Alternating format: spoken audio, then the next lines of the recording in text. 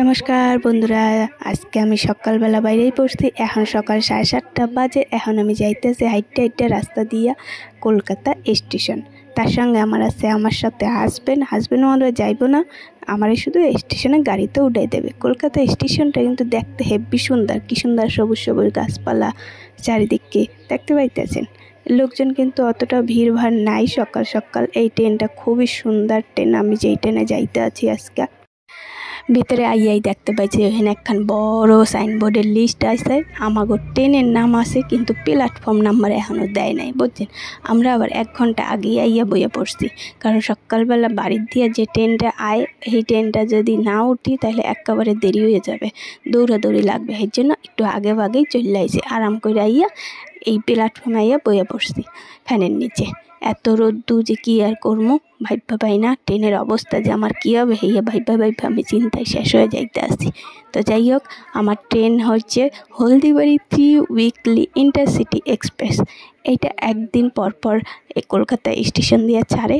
সকাল 9:05 ছাড়ে আর সন্ধ্যা 6:55 গিয়ে এনজিপি পৌঁছায়। তো ইঞ্জিন আমাকে চলে আইসে আগেই, এই বগিটা তারপরে পিছন আইতে আছে, বুঝছেন। ট্রেনটা মোট দেখা না আজব লাগতেছে, মনে হইতেছে কি পিছন দিয়ে ট্রেনটারে কেউ ঠেলতে আছে আর সামনে আউগাই যাইতে আছে, বুঝছেন।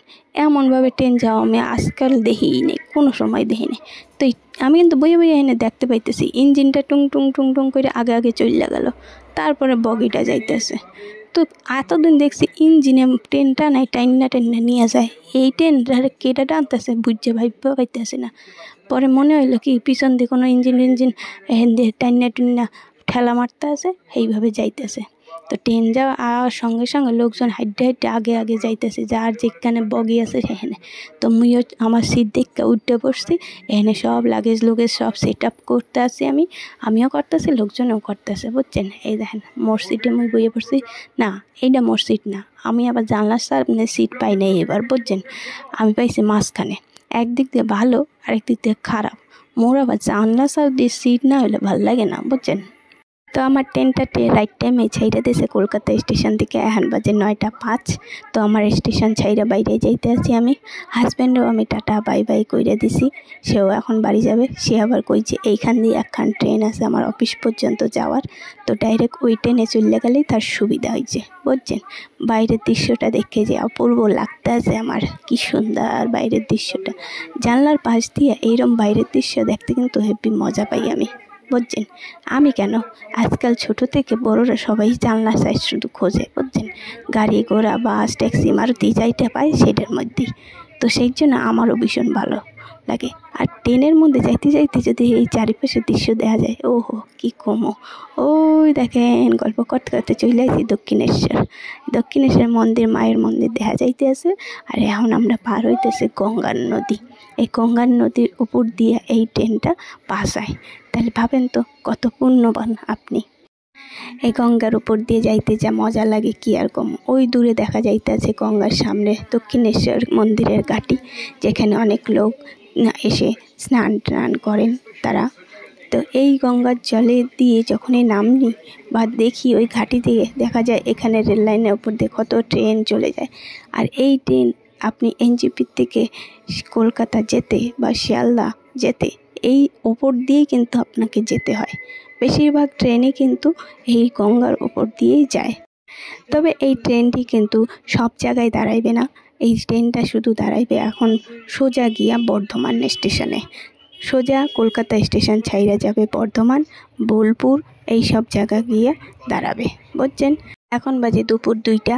এখন আমরা যাইতেছি ফারাক্কা ব্রিজের ওপর দিয়ে। ওই দেখতেছেন নদী, এই হলো ফারাক্কা ব্রিজের ওপর দিয়ে আমরা যাইতেছি। নদীর জল তো শুকায় একেবারে আর্ধেক হইয়া গেছে। আমাদের ট্রেন এখন ঢুকে পড়ছে মালদা স্টেশন। এইখানে আমাদের ট্রেন কিছুক্ষণ দাঁড়াবে, কারণ আমাদের ট্রেনটা এত ফাস্ট আইছে যে আধা ঘন্টা আগে এই মালদা স্টেশনে পৌঁছাই দিয়েছে। তো মালদা স্টেশন মানে অনেকটা দূর আমরা চলে আসি, মানে অর্ধেকের বেশি। এখান থেকে আমাকে এনজিপি স্টেশন যাইতে সময় লাগবে প্রায় 4 ঘন্টা। আমি যখনই কলকাতা থেকে শিলিগুড়ি যাই বা শিলিগুড়ির থেকে কলকাতা আসি, তখন কিন্তু এই মালদা স্টেশনে স্টপেজ দেয়। তখনই লাঞ্চ হোক ডিনার হোক সাইডা নেই। তো আমি এখানে আগে লাঞ্চটা সাইডা নিয়েছি। আর এখন গরমটাও একটু কম কম লাগতেছে, কারণ কলকাতা দিয়ে যে ছাইটছে ট্রেনটা, এত গরম লাগছে যে আমার স্কিন যেন পুইরা পুইরা যাইতে আসছিল। তাই আমি কাপড়টা একটু মুখের মধ্যে বাইন্দা বইছিলাম, কারণ এই জানলা দিয়ে এমন গরম হাওয়া আইতেছে কি আর কমো। কিন্তু আমার কথায় তো আর জানলা কেউ বন্ধ করবে না। জানলার সামনে যে বইয়া রয়েছে তার যদি গরম না লাগে তো আমি আর কি কইতে পারি।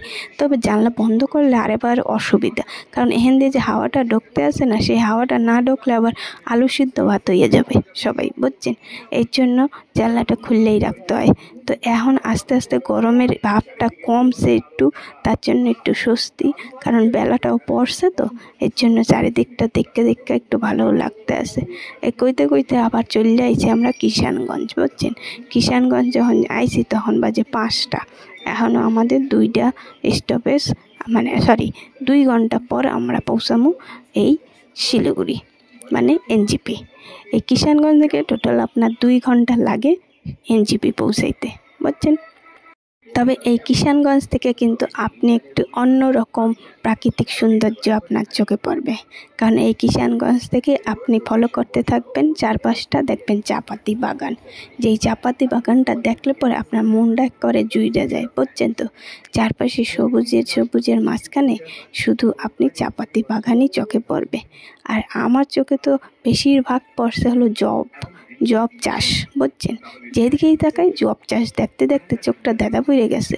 এরপরে আমি দেখতে পেলাম এই চাপাতি বাগান। আহা, দেখেন কি সুন্দর লাগে দেখতে। উত্তরবঙ্গে যারা ঘুরতে আসে তারা যদি চাপাতি বাগান না দেখে তাহলে কি হয়।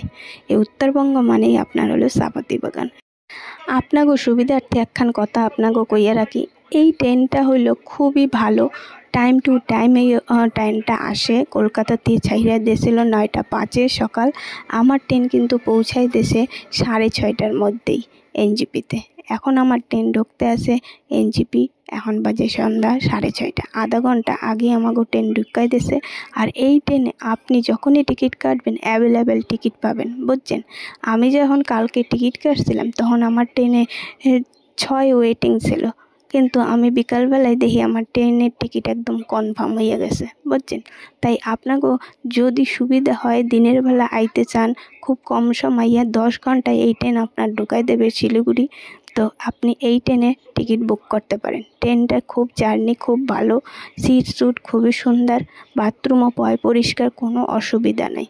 তবে গরমকালে আইলে একটু অসুবিধা হয়। আপনি যদি চান আপনি এসি তো বুক করতে পারেন, তার ভাড়া হয়েছে আপনার 750 টাকার মতো পড়বে, বুঝছেন। আপনি একটু চেক করে নেবেন, ভাড়াটা আগুন পিছন হইতে পারে। তো আমি এই যে বেরিয়ে পড়ছি, এনজিপি আমার ঢুকাই দিয়েছে, তো আমি এখন হাইটটা যাইতে আসি স্টেশনের মধ্যে দিয়া, বুঝছেন। কত লোকে এখানে নাইমা পড়ছে, অর্ধেকের বেশি এখানে ট্রেন কিন্তু খালি হয়ে যায়, বুঝছেন। এখন যেহেতু গরম পড়ছে কলকাতায় বেশি, তাই অনেক লোকেই দার্জিলিং, গ্যাংটক, সিকিম এদিকে ঘুরতে আইতেছে, তাই ভিড় ভাড় এখন একটু বেশিই হবে। তাই অন্যান্য ট্রেনের টিকিট আপনি অ্যাভেলেবেল না পাইলে এই ট্রেনের টিকিট কিন্তু আপনি অ্যাভেলেবেল পাইয়ে যাবেন, বুঝছেন। আর নাইমাই এইখান দিয়ে অনেক গাড়ি পাবেন এনজিপি স্টেশনে, যেখানে আপনি সিকিম, গ্যাংটক, দার্জিলিং সব জায়গারই গাড়ি আপনারা পাইয়ে যাবেন, বুঝছেন। তো আমি চলে এসেছি অটো স্টেশন, আইসে এখান দিয়ে অটো ধরছি, কারণ অটো ভাড়া কিন্তু আপনার যেমন খুশি তেমন চাইতেছে। আমি ভাড়া মাইপা আমি উঠতে পড়ছি। তো আজকের ভিডিওটা এখানেই শেষ করতেছি।